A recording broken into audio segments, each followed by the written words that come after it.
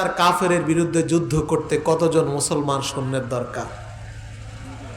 খালিদ বিন Walid বললেন, আমি একাই যথেষ্ট। ওমর রাদিয়াল্লাহু তাআলা আনহু বললেন, চিন্তা করে বলো। বললেন, আমি একাই যথেষ্ট। হযরত ওমর বললেন, এটা কিভাবে সম্ভব? খালিদ বিন ওলীদ বললেন, ভাই ওমর শোনো, 1000 কাফের যখন যুদ্ধ করার জন্য আসবে, তারা আসবে দুনিয়ার স্বার্থে, জীবন বাঁচানোর জন্য। আর একজন মুসলমান সৈনিক যখন কাফেরদের বিরুদ্ধে যুদ্ধ করার জন্য যায়, তখন সে যায় জীবন দেওয়ার জন্য, শহীদ হওয়ার জন্য।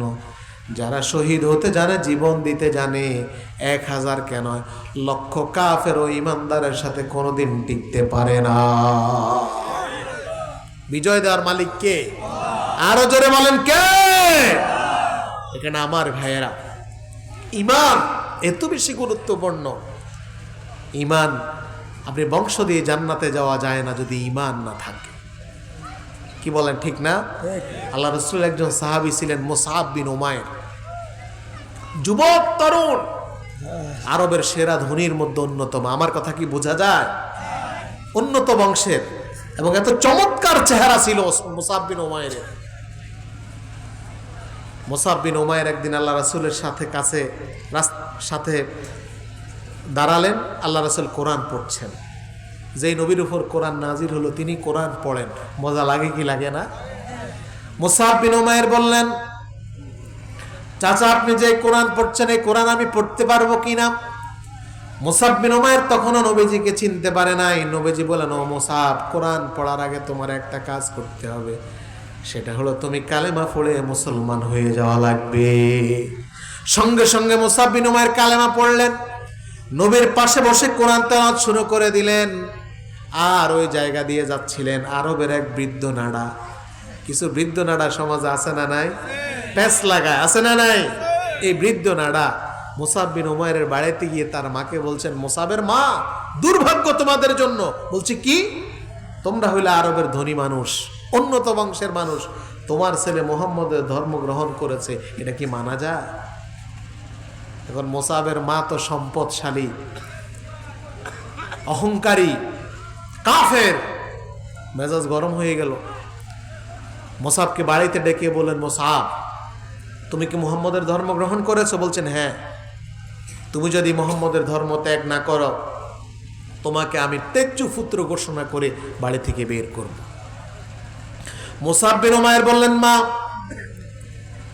তুমি আমাকে তেজ্জু পুত্র করো, সম্পদ থেকে বঞ্চিত করো, যা করো করতে পারো, আমি এমন আল্লাহর উপরে ঈমান এনেছি যে আল্লাহর উপরে ঈমান আনা যায়, ছেড়ে দেওয়া যায় না। এবার মুসআবের মা মুসআবকে রশি দিয়ে বাঁধলেন, আরবের মানুষগুলোকে ডাকলেন, সব মানুষের সামনে মুসআবকে অত্যাচার নির্যাতন করলেন। কোনোভাবেই মুসআব বিন উমাইর বাড়ি থেকে পালিয়ে চলে গেলেন। এবার মুসআবের মা অনশন শুরু করলেন। 1 সপ্তাহ কোনো কিছু খায় নাই, গোসল করে নাই, মাথার চুল পর্যন্ত আশ্রয় নাই।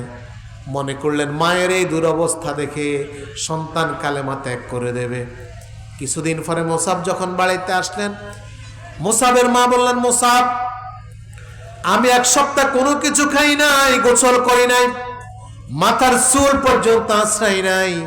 তুমি যদি মুহাম্মদের ধর্ম ত্যাগ না করো, আমি না খেয়ে মরে যাব, আর দুনিয়ার মানুষগুলো তোমার মায়ের হত্যাকারী বলবে। মুসআব সাথে সাথে তার মাকে জানিয়ে দিলেন, মা শুনে রাখো, তুমি আমাকে এই ভয় দেখিয়ে কোনো লাভ নাই। তুমি তো আমার মা, 1 বার নয়, 2 বার নয়, 100 বার নয়, 1000 বারও যদি মৃত্যুবরণ করো, আমি মুসআব বিন উমাইর আল্লাহর উপরে ঈমান এনেছি, ঈমান থেকে 1 চুল পরিমাণও নড়তে পারি না। উহুদের যুদ্ধ যখন সংগঠিত হলো, 70 জন সাহাবী শাহাদাত বরণ করেছেন। তন্মধ্যে মুসআব বিন উমাইর একজন। আল্লাহ রাসূল সাল্লাল্লাহু আলাইহি ওয়াসাল্লাম মুসআবের চেহারার দিকে তাকিয়ে চোখের পানি ছেড়ে দিলেন আর বলছেন, মুসআব, তুমি ছিলে আরবের সেরা বংশের মানুষ, কিন্তু ইসলামের জন্য তোমার এত ত্যাগ, এত কোরবানি, আজকে সব শেষ করে দিয়েছ, তোমার শরীরটা মাটির সাথে মিশে যাচ্ছে।